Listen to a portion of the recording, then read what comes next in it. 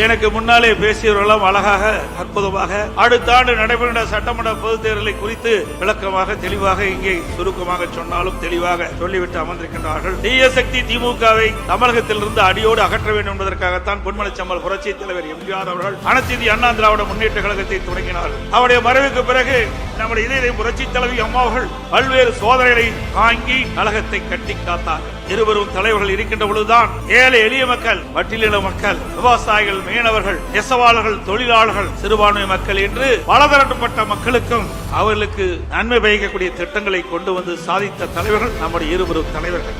அவருடைய ஆட்சி காலத்தில் தான் மகளிர் மற்றும் இளைஞர்களுக்கு கல்வி, அறிவு, வேலை வாய்ப்பு, நல்வாழ்வு போன்ற அற்புதமான திட்டங்கள் கிடைக்கப்பட்டது. அமைதி, வளம், வளர்ச்சி என்ற அம்மாவின் கொள்கையே நமக்கு தாரக மந்திரமாக கொடுத்தவர் இதய புரட்சி தலைவி அம்மா அவர்கள். புரட்சி தலைவர், புரட்சி தலைவி அம்மா ஆகிய இருவரும் வகுத்து தந்த மனித நேயம், மக்கள் நலன், சகோதரத்துவம், சமத்துவம் ஆகியவற்றை எக்காலம் பேணி காப்பது நமது உயிர் மூச்சாக கொண்டிருப்பது அனைத்து இந்திய அண்ணா திராவிட முன்னேற்ற கழகம்.